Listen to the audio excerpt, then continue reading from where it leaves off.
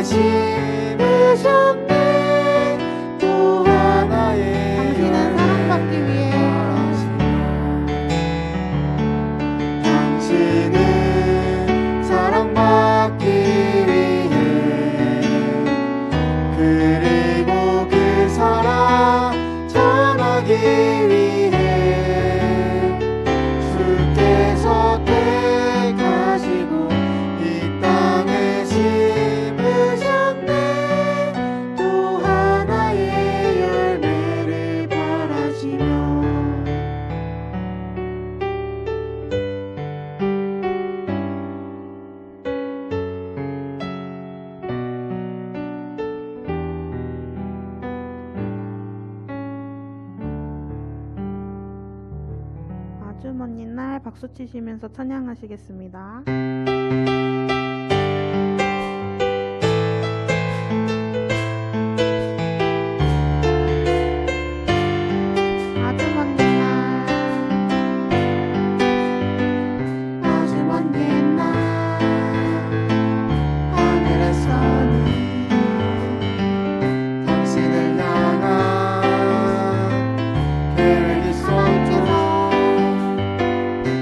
하나님께서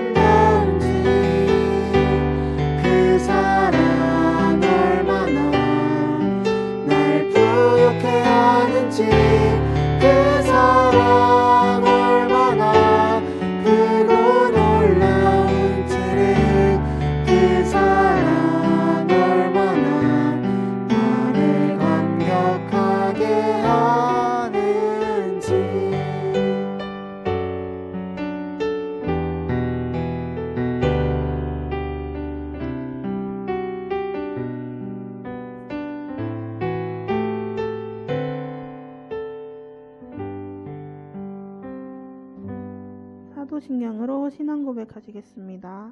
나는 전능하신 아버지 하나님 천지의 창조주를 믿습니다. 나는 그의 유일하신 아들 우리 주 예수 그리스도를 믿습니다. 그는 성령으로 잉태되어 동정녀 마리아에게서 나시고 본디오 빌라도에게 고난을 받아 십자가에 못 박혀 죽으시고 장사된 지 사흘 만에 죽은 자 가운데서 다시 살아나셨으며 하늘에 오르시어 전능하신 아버지 하나님 우편에 앉아 계시다가 거기로부터 살아있는 자와 죽은 자를 심판하러 오십니다. 나는 성령을 믿으며 거룩한 공교회와 성도의 교제와 죄를 용서받는 것과 몸의 부활과 영생을 믿습니다. 아멘. 하나님 감사합니다. 값으로는 헤아릴 수 없는 구원을 우리에게 선물로 주시고 죄의 소굴에서 저희들을 건져주셔서 하나님 자녀 될 수 있는 특권을 허락하심을 감사합니다. 예수를 믿고 구원을 받아 하나님의 자녀가 되었다고 말은 하지만은 아직도 우리의 삶을 가만히 들여다보면 여전히 버리지 못한 옛 모습들, 남을 미워하며 시기하며 아직도 욕심내며 교만하며 세상 사람들보다도 더 못한 행동과 말을 할 때도 있었습니다. 가정의 달 5월과 함께 주님 먼저는 나의 믿음을 먼저 다시 한번 돌아보게 하옵소서. 사랑하는 자녀들의 믿음은 어떠한지, 가족들의 신앙은 어떠한지 다시 한번 되돌아보며 체크해보며 점검해보는 5월 한 달이 될 수 있도록 주님 도와 주시옵소서. 무너진 믿음을 다시 한번 세워주시옵소서. 무너진 기도가 다시 한번 회복되게 하여 주시옵소서. 오늘은 어버이 주일로 저희들이 지키기를 원합니다. 사랑하는 부모님들을 통하여서 저희들을 이 땅에 있게 하시고 믿음의 선진들을 통하여서 신앙을 계승받게 하심을 감사합니다. 내 부모를 공경하라고 하신 약속 있는 주님의 말씀 저희들이 잘 기억하고 순종하고 실천하여서 이 어두운 세상에 빛의 사명, 소금의 직분을 충분히 감당하여서 살아계신 하나님을 나타내며 살아가는 저희들이 될 수 있도록 주님 도와 주시옵소서. 길어진 코로나로 인하여서 교회마다 대면 예배가 이렇게 중단되고 성도들의 신앙도 큰 위기를 맞고 있습니다. 저희가 코로나를 탓하면서 주저앉아만 있지 말게 하시고 비록 교회와는 조금 멀어졌다 할지라도 주님과는 더욱더 가까워지게 하시고 성도들과 교제는 조금 못한다 할지라도 위하여 서로 기도해주며 이 위기를 하나님께 더 많이 기도해서 참으로 좋은 기회로 삼고 이 코로나가 끝나는 날 우리의 믿음이 더 많이 성장했노라고 간증하며 고백하는 성도들이 많아지는 우리 원당 제1교회가 될 수 있도록 주님 도와 주시옵소서. 목사님 세우셨습니다. 늘 영육간의 강감으로 채워주시옵시고 계획하고 준비하는 모든 일들이 하나님 앞에 영광이 되게 하시며 이 시간도 준비된 말씀을 선포하실 때 성령님 강하게 붙잡아 주시어서 하나님과 하나님의 마음과 뜻을 온전히 전하시기에 부족함이 없도록 성령 하나님 붙들어 주시옵소서. 말씀을 사모하며 갈망하며 모인 우리 성도들 먼저 마음의 문을 활짝 열게 하시고 믿음의 눈을 열어주시어서 여지껏 보지 못했던 것을 보게 하시고 여지껏 깨닫지 못했던 것을 깨닫게 하셔서 앞으로의 우리 신앙생활은 성령의 아름다운 열매들만 주렁주렁 맺히는 귀한 신앙생활이 될 수 있도록 주님 도와 주시옵소서. 남은 모든 예배 순서 위에 우리 하나님 주장하여 주시기를 바라옵고 감사드리며 예수님 거룩하신 이름으로 감사기도 올리옵나이다. 아멘.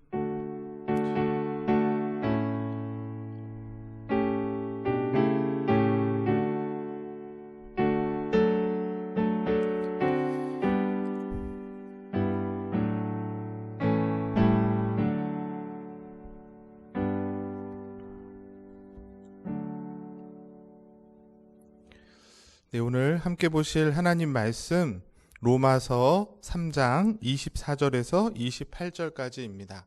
신약 성경책 로마서 3장 24절에서 28절까지 말씀을 오늘도 우리 같이 한 목소리로 함께 합독하도록 하겠습니다. 243쪽 로마서 3장 23절로 28절입니다. 같이 읽겠습니다. 시작. 그리스도 예수 안에 있는 속량으로 말미암아 하나님의 은혜로 값없이 의롭다 하심을 얻은 자 되었느니라. 이 예수를 하나님이 그의 피로써 믿음으로 말미암는 화목 제물로 삼으셨으니 이는 하나님이 길이 참으시는 중에 전에 지은 죄를 간과하심으로 자기의 의로우심을 나타내려 하심이니 곧 이때에 자기의 의로우심을 나타내사 자기도 의로우시며 또한 예수 믿는 자를 의롭다 하려 하심이라. 그런즉 자랑할 때가 어디 있을 수 없느니라. 무슨 법으로냐 행위로냐 아니라 오직 믿음의 법으로니라. 그러므로 사람이 의롭다 하심을 얻는 것은 율법의 행위에 있지 않고 믿음으로 되는 줄 우리가 인정하노라. 아멘.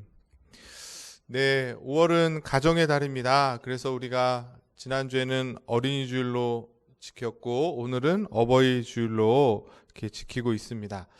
지난주 우리 목사님 주신 말씀처럼 하나님 앞에서 우리에게 허락하신 귀한 믿음의 자녀들 우리가 나시린으로 그들을 잘 길러내는 그런 모든 가정들 되실 수 있기를 축복합니다. 그리고 우리에게 또 허락해 주신 또 부모님들이 계신데 그분들이 주님 부르시는 그날까지 무엇보다도 건강하게 믿음을 잘 지키며 승리하시는 그런 우리 부모님들 되시고 또 특별히 또 우리에게 허락한 또 남편과 아내 이런 가정이 있고 부부가 있는데 귀한 믿음의 부부의 모습 속에서 특별히 요즘 세상에서 볼 수 없는 그런 참된 사랑 정말 그리스도의 사랑으로 그렇게 이루어지는 그런 귀한 믿음의 가정들, 복된 가정들이 다 되실 수 있기를 주님의 이름으로 간절히 축복합니다. 계속해서 저희들이 소리문답을 배우고 있습니다. 지난주에 효과적인 부르심이란 무엇인가에 대해서 살펴봤습니다. 효과적인 부르심. 그래서 하나님께서는 성령님을 통해서 창세전에 택한 그 사람들을 반드시 구원의 자리로 이르신다. 근데 어떻게 한다 그랬어요? 먼저는 말씀이라는 외적인 부르심. 이것은 믿는 자, 택한 자들 뿐만 아니라 믿지 않는 모든 자들에게도 다 말씀으로 부르신다 그랬어요. 그래서 그들이 하나님을 어느 정도 알고 핑계할 수 없다 그랬습니다. 그런데 택함 받아서 구원받은 자는 저 말씀의 외적 부르심과 함께 동시에 성령의 내적 부르심, 그 효과적인 부르심이 반드시 있다. 그렇게 말씀을 드렸습니다. 그래서 하나님께서 택한 자들을 구원의 자리로 불러주시는 그 행위를 우리는 소명, 부르심이라고 하고 그 부르심의 4가지 구체적인 모습이 있다 그랬어요. 어떻게 부르시는가? 순서가 있는데 첫 번째는 말씀을 통해서 죄와 우리가 얼마나 비참한지를 깨닫게 하시고 그런 후에 우리의 마음이 밝아져서 예수님이 나를 위해 이렇게 십자가에 죽으셨구나 알게 되어서 우리의 의지가 완악했고 강팍했던 의지가 새롭게 부드러운 마음으로 변화시켜 주신다 그랬어요. 그리고 마지막으로 말씀을 통해서 우리를 설득하게 하셔서 우리가 스스로 억지로가 아니라 기계적으로가 아니라 스스로 예수님을 믿게 하시는 이 과정을 통해서 우리를 불러주신다. 그렇게 말씀을 드렸죠. 이 부르심의 유익이 3가지가 있다 그랬습니다. 첫 번째가 뭐예요? 바로 칭의, 오늘 배울 거고, 그 다음 양자, 하나님의 자녀가 되고, 마지막 성화의 삶을 살게 되는 것, 저것도 다 뭐라는 겁니까? 부르심의 유익이다. 제가 오늘 말씀을 시작하면서 한 번 더 강조하고 싶은 것은 이 칭의와 양자와 성화가 뭐라고 말하고 있어요? 효과적 부르심의 유익이다. 이렇게 말하고 있다는 것이에요. 좀 더 쉽게 말하면 예수 믿고 교회 다니면 뭐가 좋나요? 이렇게 누군가가 물어보면 우리는 각자 나름대로 대답을 했어요. 그런데 오늘 소율의 문답은, 또 성경은 그 유익은 다른 것이 아니라, 교회 다니면 좋은 것은 다른 것이 아니라 칭의와 양자와 성화다, 이렇게 가르치고 있다는 것이 좀 이상하죠. 오늘날 이 시대에 우리가 기대하고 예상하는 대답은 뭐예요? 교회 다니면 몸이 건강해지고 마음도 평안해지고 어떤 물질적인 문제도 해결되고 집안의 우환도 다 사라진다, 이런 것들을 우리가 기대하고 또 이런 것들로 사람들한테 얘기했죠. 또는 조금 더 고상하게 얘기를 하면 성도들의 교제로 인해서 참 즐겁고 좋은 하나님 말씀을 들어서 행복하고 마음의 안정과 평안을 누릴 수 있다는 것을 우리가 교회를 다니고 예수를 믿게 되면 얻게 되는 유익이고 복이라고 생각했는데, 성경은 그것도 복이지만 핵심은 그게 아닐 수 있다고 얘기한다는 거죠. 핵심은 뭐라는 거예요? 바로 칭의와 양자와 성화가 예수 믿게 된 복이고 유익이라고 말하고 있다는 것이에요. 잘 생각해 보세요. 죄인이어서 오늘 기도해 주신 것처럼 영원히 죽을 수밖에 없었던 인생이 예수 그리스도로 인해서 의인이 되고 거듭나게 돼서 구원받게 됐다. 그래서 하나님의 자녀가 됐다. 그리고 이제 우리의 남은 삶은 그냥 돈을 위해서, 세상을 위해서 사는 것이 아니라 하나님 자녀답게 말씀을 따라서 거룩하게 살아가는 것이다. 그게 더 인생 가운데 큰 복이고 그게 핵심이라는 거예요. 어쩌면 인간이 추구해야 될 가장 근원적이면서도 핵심적인 복과 유익이 칭의와 양자와 성화일 수 있다라는 것입니다. 오늘날 이 땅에서는 우리가 뭐 주식이 오르고 뭐 집값이 오르고 그래서 좀 더 다른 사람보다 더 물질적으로 넉넉하게 살고 또 그것도 모자라서 더 높은 자리에, 더 명예로운 자리에 오르는 것이 행복의 기준이라고 보여주고 가르치고 그것을 쫓고 있지만, 참된 성도의 올바른 신앙은 그것이 아니라는 거예요. 우리가 의로워지고 양자가 되고 성화가 되는 것, 그것을 알고 그거를 붙잡는 것이 참된 성도의 신앙의 모습이고, 그것이 우리가 세상 가운데 보여줄 수 있는 신앙인의 탁월함이라고 저는 믿습니다. 오늘은 저 세 가지 부르심의 유익 중에 칭의에 대해서 같이 배워보려고 합니다. 루터 이야기를, 오늘 목사님도 루터가 부모님은 하나님의 대리자다, 이런 말씀을 루터가 했다고 했던 것처럼 저도 루터에 대한 이야기를 좀 하려고 하고 있습니다. 금방 말씀드렸듯이 인간에게 있어서 정말 큰 고민, 가장 핵심적인 고민은 무엇이냐면 바로 죄인인 인간이 어떻게 하나님 앞에 설 수 있을까? 돼야 된다는 것이에요. 이런 말씀을 드리면 오늘날 저와 여러분의 고민과는 너무 다르죠. 우리의 고민은 어떻게 하면 잘 먹고, 어떻게 하면 좋은 대학에 보내고, 어떻게 하면 시집잘 보내고, 어떻게 하면 더 이 땅에서 행복해질 수 있을까는 것을 고민하지만, 잘 생각해 보세요. 정상적인, 정말 물질적이지 않는 그런 사람으로서의 정상적인 고민이라면 저런 고민을 할 수 있어야 된다는 거예요. 이 땅을 우리가 살면서 어떻게든 이렇게든 저렇게든 살지만 그것이 다가 아니라 죽으면 어떻게 되죠? 결국에는 모든 사람이 하나님 앞에 설 날이 있다는 것이에요. 그때 하나님 앞에 우리가 어떻게 설 수 있는가? 근데 우리가 배운 것처럼 아담의 죄로 인해서 모든 사람은 저 문제 앞에 있습니다. 죄인으로서 우리가 어떻게 하나님 앞에 설 수 있지? 라고 생각해서 이 문제를 해결하기 위해서 나름대로 노력하며 사는 거예요. 선행을 하기도 하고 누군가에게 희생을 하기도 하고 구제를 하는 그런 여러 가지 방법을 노력해서 그 하나님, 진노하시는 그 죄를 멸하시는 하나님 앞에 하나님을 진정시키고자 하는 노력이 어쩌면 인생의 삶일 수 있다는 것입니다. 그런데 안타까운 건 뭐예요? 그 하나님 앞에 설 때 진노하신 하나님 앞에 인간은 너무나 무력하고 당황할 수밖에 없다는 거예요. 바로 루터라는 사람이 그 당시에 신부였습니다. 로마 칼독이 신부였는데 복음을 깨닫기 전에 똑같은 고민을 한 거예요. 어떻게 하면 하나님 앞에 이 죄인으로서 이것을 면제받을 수 있을까? 라고 해서 루터가 그 누구보다도 수많은 금식을 하고 고행을 하고 또 많은 노력들을 율법을 지키려고 부단히 노력을 했다는 것이에요. 그런데도 불구하고 그 마음 가운데 여전히 남아있는 자기의 죄악된 모습, 그리고 하나님의 공의를 만족시킬 수 없는 그 인간의 한계를 느끼면서 그가 한 말이 뭔 거예요?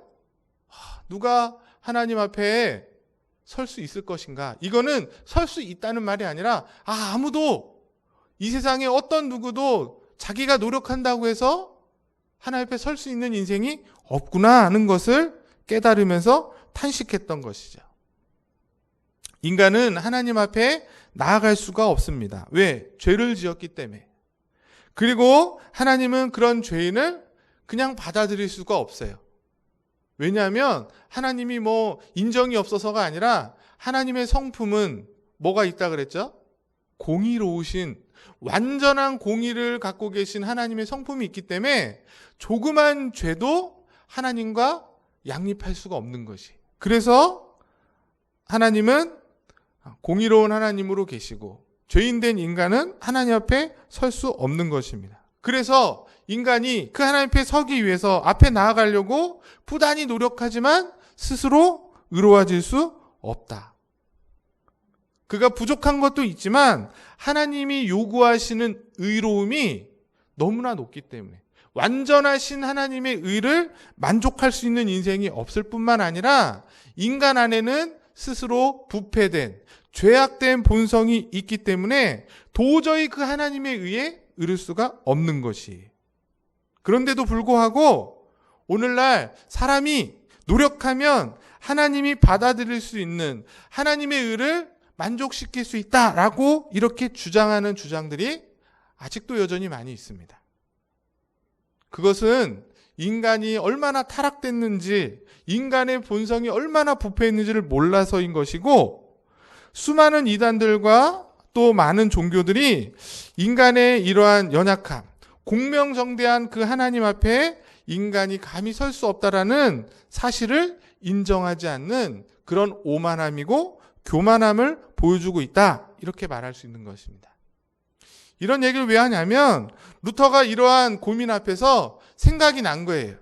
뭐냐면 우리가 배우고 있는 칭의, 인간이 의로워지는 것, 그것을 어떻게 생각하느냐. 이 칭의의 교리를 잘 세울 때 교회가 세워질 수 있고, 이 칭의의 교리가 잘못되면 교회가 무너질 수도 있다라는 생각을 한 것이죠.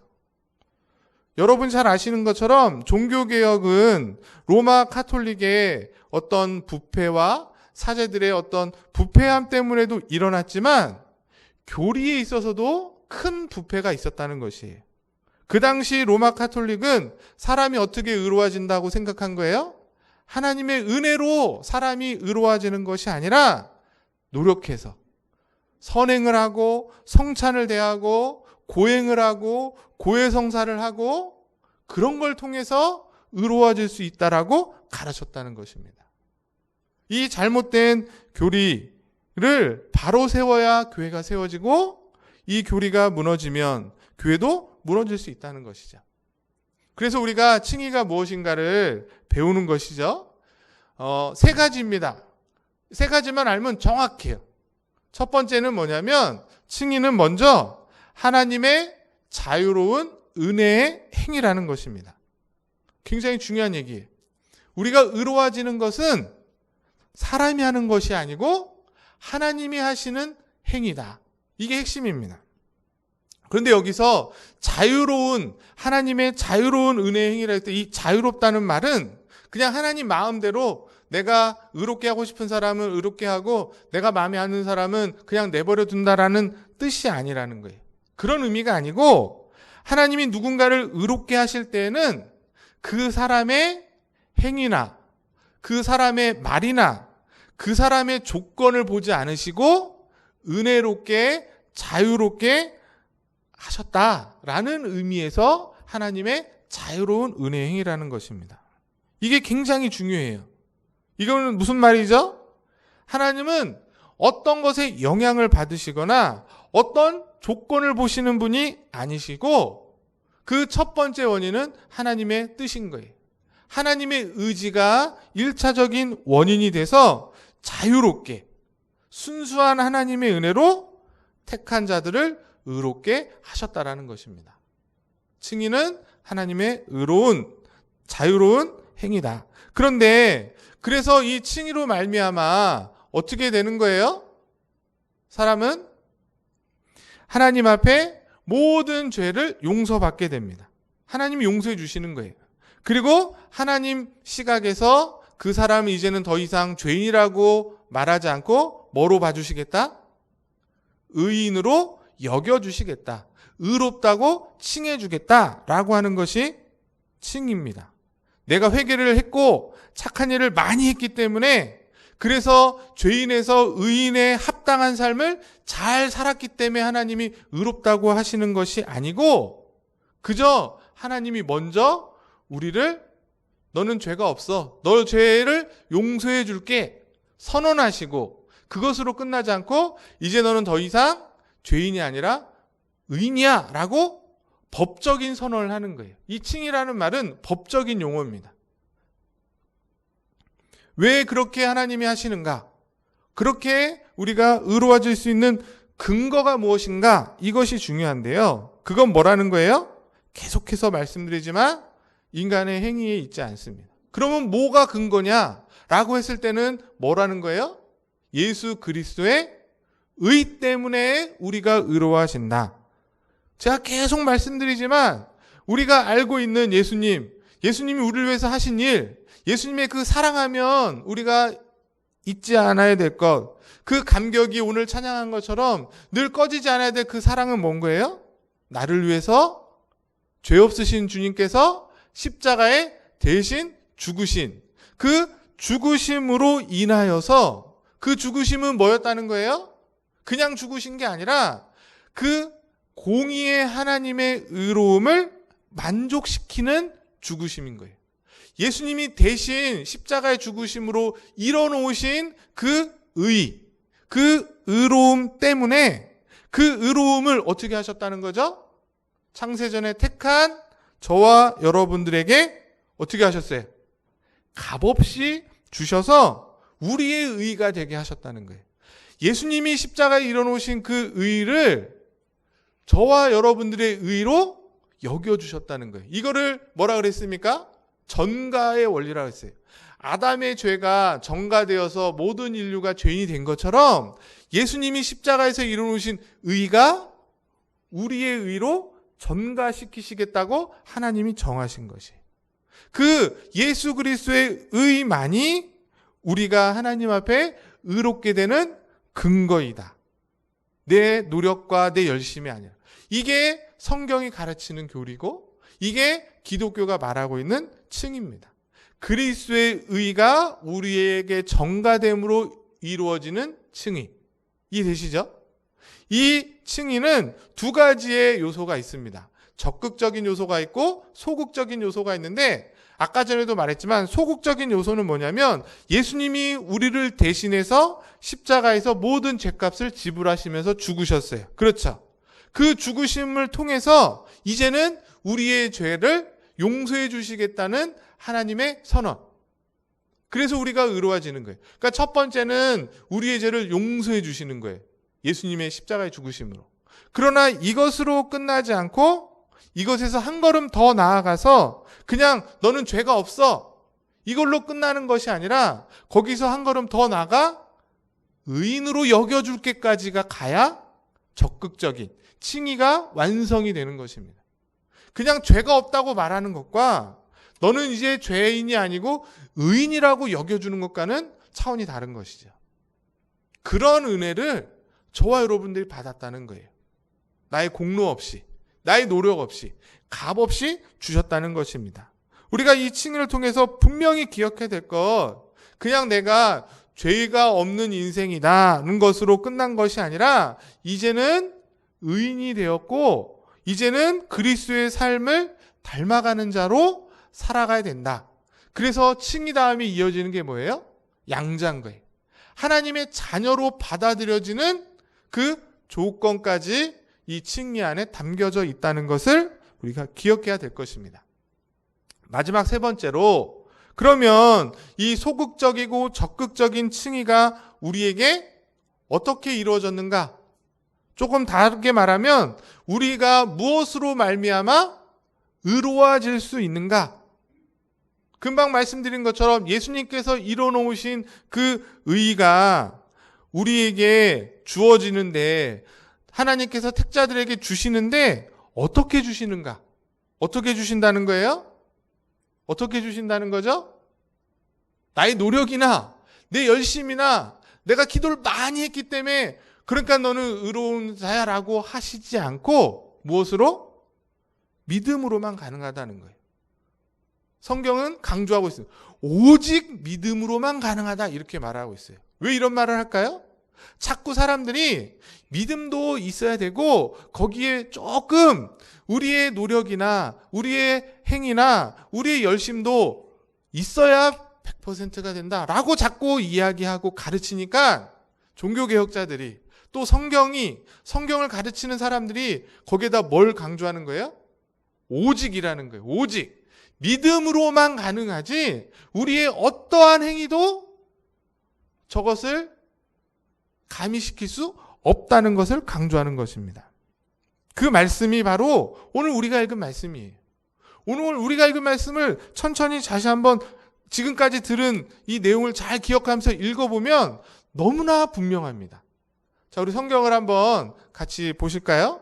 성경 로마서 3장 24절부터 28절인데 같이 다시 한번 읽어보겠습니다. 제가 띄워놓지 않았는데요. 같이 읽어보겠습니다. 시작. 그리스도 예수 안에 있는 속량으로 말미암아 하나님의 은혜로 값없이 의롭다 하심을 얻은 자가 되었느니라.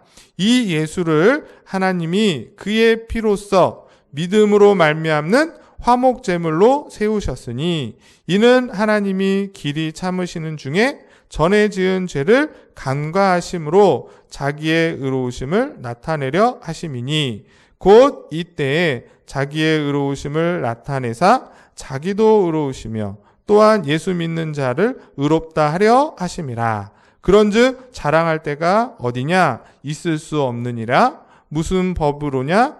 행위로냐? 아니라 오직 믿음의 법이로다. 그러므로 같이 읽겠습니다. 그러므로 사람이 의롭다 하심을 얻는 것은 율법의 행위에 있지 않고 믿음으로 되는 줄 우리가 인정하노라. 특별히 28절에 보시면 결론을 뭐라고 얘기하는 거예요? 예수 그리스도의 십자가의 죽으심으로 의롭다 하심을 하나님의 의를 만족했고 그것을 믿는 자가 의로워진다 라고 하면서 또 한 번 강조하는 거예요. 사람이 의롭게 되는 것, 의롭다 하심을 얻게 되는 것은 뭐에 있다? 율법의 행위에 있지 않다는 거예요. 율법뿐만 아니라 우리가 하는 모든 행위, 신앙 행위, 내가 예배를 드리고 기도를 많이 하고 11조를 하고 봉사를 하고 그런 행위에 있지 않고 뭐에 있다? 믿음으로 되는 줄, 오직 믿음으로만 되는 줄을 우리가 인정한다. 인정하셔야 되는 거예요. 잘 보시면 이 의의 기준은 율법입니다. 내가 의로운가? 하나님 앞에 심판을 받는가? 천국에 가는가? 지옥에 가는가? 이거는 율법으로 되는 거예요. 율법을 잘 지키면 천국에 갈 수 있는 겁니다. 그러나 율법을 지키지 못하면 지옥에 갈 수밖에 없는 거예요. 구원받은 이후에도 내가 하나님 앞에 참 성도로 잘 살았는가, 그렇지 못했는가를 판단하는 기준은 율법이에요. 그런데 그 율법이 모든 기준이 되는데 주님께서 어떻게 하셨어요? 이 땅을 사시면서 그 율법을 어떻게 하셨습니까? 완전히 지키셨어요. 완전히 순종하셨습니다. 그 율법을 100% 다 순종하심으로 얻으신 그 의로움을 어떻게 하셨다는 거예요? 우리에게 다 전가시켜 주셨기 때문에 우리가 더 이상 율법을 지켜서 구원받는 게 아니라는 거예요. 그 주님이 율법을 100%다 지키셨다는 것을 어떻게 하면? 믿기만 하면 그거를 믿는 자에게 주님이 이루신 그 의로움을 너의 것으로 여겨주시겠다고 하는 것이 성경의 가르침인 겁니다. 그래서 우리의 행위로 우리의 어떤 것으로 전가되는 것이 아니고 믿음으로만 충분히 가능하다. 성경이 그렇게 말하고 있고 저와 여러분의 삶을 조용히 돌아보셔도 우리의 삶의 고백에 이것을 인정하지 않을 수 없지 않습니까? 여기 앉아 계신 분들 중에 감히 누가 내가 율법을 이만큼 잘 지켰기 때문에 내가 하나님 말씀을 잘 지켰기 때문에 그것으로 인해서 구원받았고 그래서 당당하게 나는 의롭다고 인정받을 수 있다. 이렇게 자신 있게 말할 수 있는 분이 계십니까? 뭐 서로 조금씩 비교하면서 내가 조금 더 나아. 이렇게 말할 수는 있겠지만 하나님 앞에서 우리의 모든 것을 감찰하신 하나님 앞에서는 감히 이렇게 말할 수 있는 인생이 없는 것이에요. 그게 진실입니다. 그게 우리의 실제적 고백 아니세요? 여기서 말하는 믿음이라고 했을 때도 우리가 기억해야 될 것은 뭐냐면 이 믿음은 그리스도가 성령을 통해서 자신의 의를 우리에게 주시는 수단이에요. 이게 중요합니다. 도구라는 것이에요. 하나님이 믿음이라는 도구를 사용하셔서 그리스도의 의를 우리에게 흔들림 없이 분명하게 주신다. 그리스도의 그 십자가의 죽으심을 통해서 그리스도의 그 의를 준비하실 때 그 의를 우리에게 전달하시기 위해서 믿음이라는 도구까지도 준비해 주셔서 우리에게 선물로 주셨다는 것이에요. 그렇게 믿으십니까? 이게 바로 종교개혁자들이 로마 카톨릭에서 개혁했던 교회들이 강조하고 있는 교리죠. 뭡니까? 이신칭의 들어보셨죠? 믿음으로 말미암아 구원을 받는다.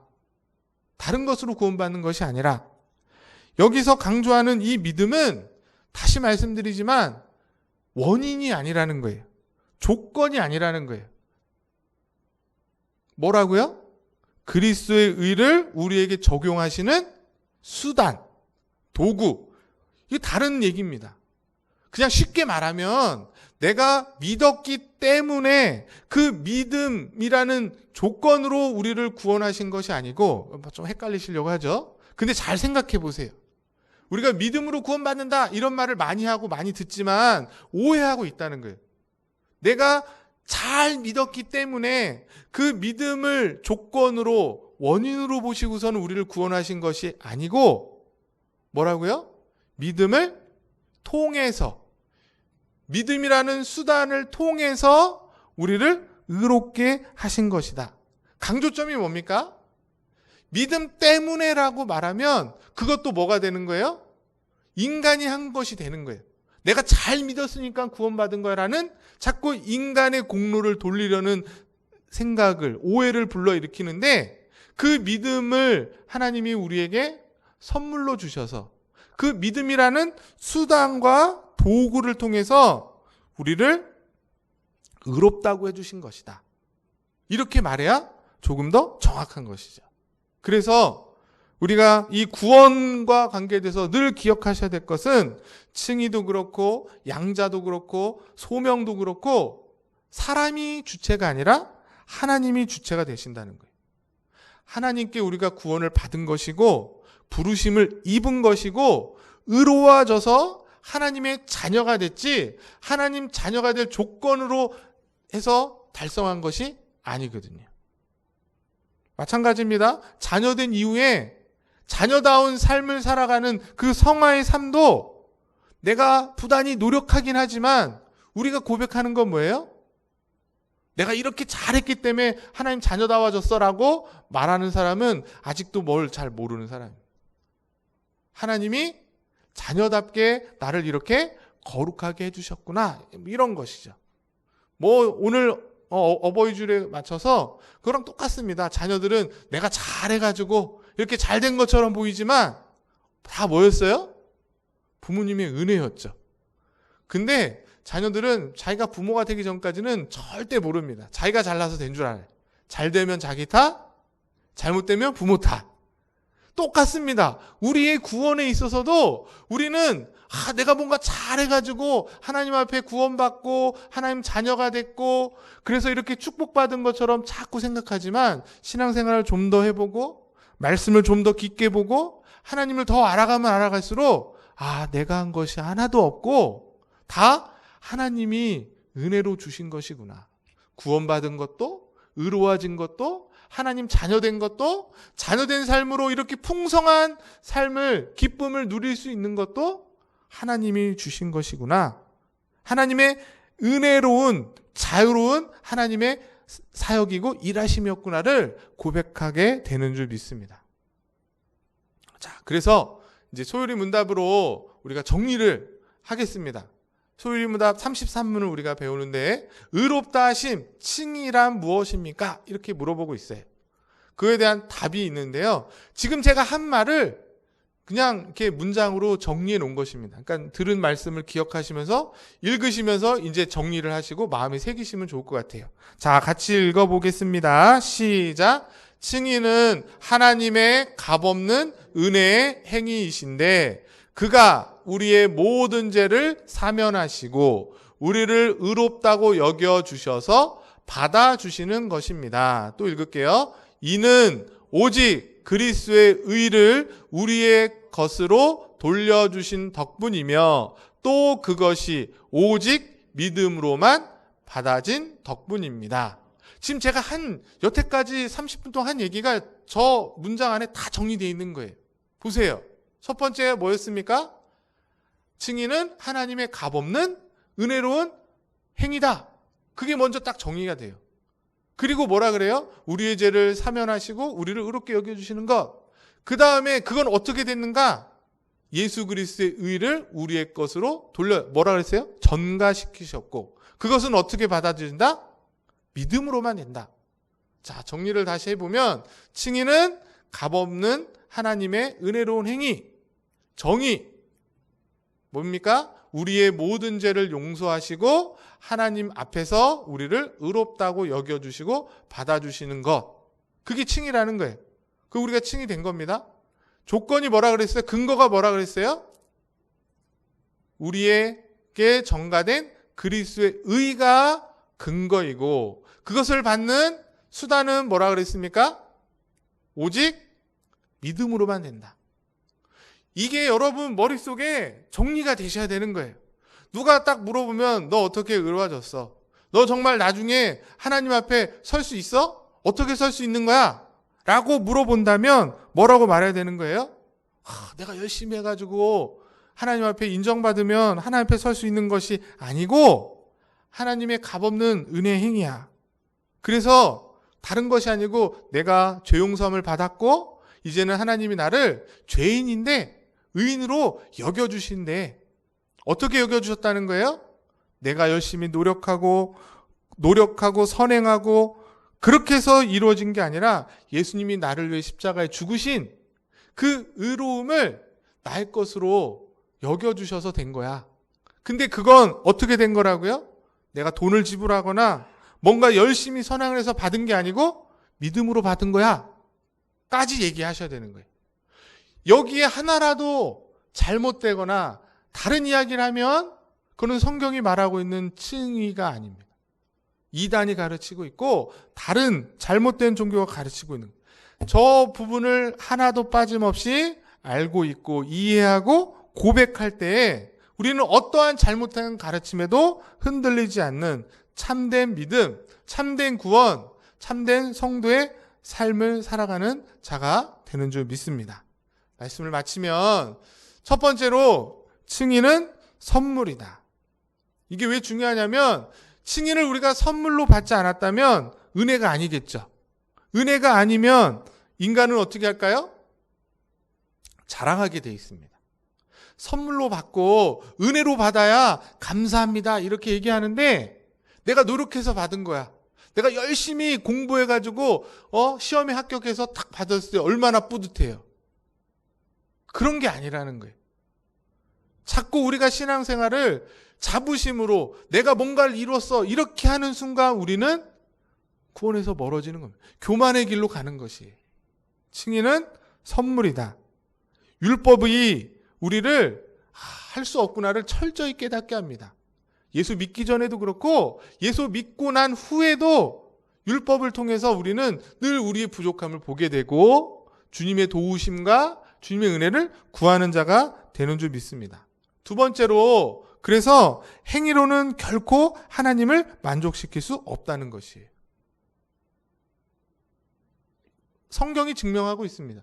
성경의 수많은 인물들이 인간의 행위로는 하나님을 만족시킬 수도 없고 구원에 이를 수도 없고 다 실패하는구나. 아브라함을 보십시오. 우리가 아브라함을 믿음의 조상이라고 하지만 그가 어떻게 구원받았어요? 이삭을 바쳐서 구원받은 것이 아닙니다. 믿음으로 구원을 받은 것이. 하나님의 말씀을 믿음으로 의롭다 하심을 여긴 게 먼저 나와요. 창세기 12장, 13장에 먼저 나오고 이삭을 바친 다음 그 뒤에 나옵니다. 다윗을 보세요.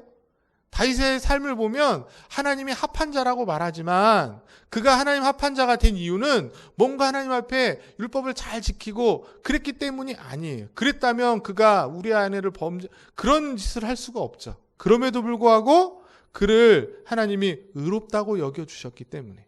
저와 여러분들의 삶도 마찬가지일 거라고 생각합니다. 죄악된 인간, 그 인간에게 하나님께서 그리스도를 통해 이뤄놓으신 그 의를 덧입혀 주셨기 때문에, 정가되어서 그 그리스도가 이루신 의의 옷을 우리가 입었기 때문에 하나님이 우리를 의인으로 받아주시는 줄 믿습니다. 그렇기 때문에 우리가 할 수 있는 것은 하나님께 모든 영광을 돌릴 수밖에 없는 거예요. 나의 어떤 자랑이나 내가 뭐 이렇게 했어라고 말할 수 없고 오직 은혜로, 오직 하나님의 그 은혜로우심으로 우리가 구원받았다는 것에 감사하면서 하나님께 영광 돌리는 그런 삶을 살아가야 될 줄 믿습니다. 바라기는 오늘 이 말씀을 듣는 저와 여러분들 모두가 은혜로우신 그 하나님께서 나에게 이런 은혜를 주셨구나. 그리스도의 그 의를 믿게 하시고 그 믿음을 선물로 주셔서 이런 공의로우신 하나님 앞에 내가 설 수 있고, 우리가 다음 시간에 배우겠지만 감히 그 하나님을 뭐라고 부를 수 있어요?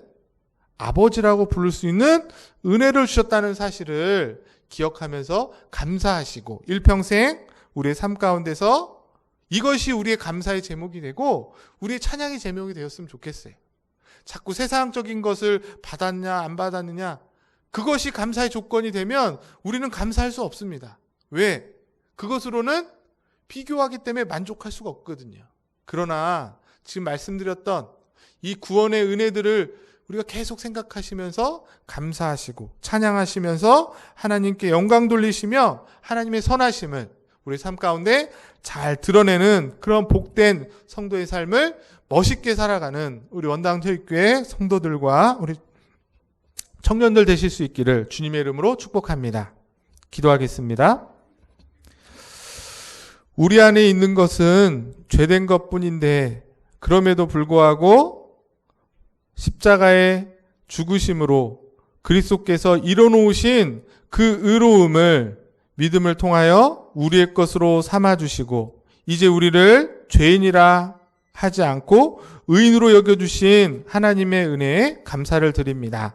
이 모든 것이 나의 어떤 행위나 노력이나 열심이나 선행으로 되지 않고 오직 하나님께서 베풀어 주신 은혜와 사랑이며 믿음을 통하여 주신 선물임을 알고 우리의 남은 삶 오직 하나님께 찬양과 감사와 영광을 돌리는 복된 성도들과 교회가 되게 하여 주시옵소서. 한 주간도 우리가 세상 속에 살면서 때로는 어렵고 힘들고 고통 가운데서도 더욱더 주님을 바라보게 하시고 주님이 이미 베풀어 주신 것들에 감사하며 넉넉하게 승리하고 이겨나가는 그런 귀한 믿음을 잘 걸어가는 그런 주의 백성들 될 수 있도록 주의 성령께서 늘 함께 하시고 역사하여 주시옵소서.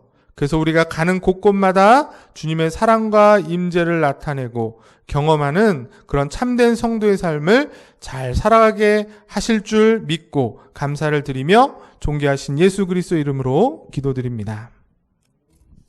내게 있는 모든 것을 1절, 3절 찬양하시면서 봉헌하시겠습니다.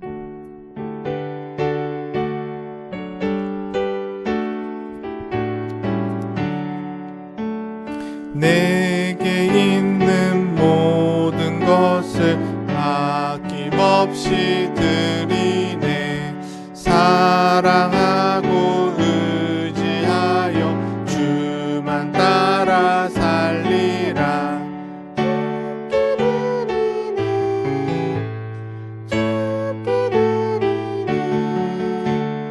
사랑하는 구주 앞에 모두 드리네. 내게 있는 모든 것을 주를 위해 드리네.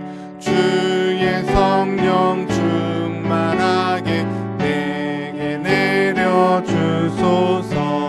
주께 드리네. 주께 드리네.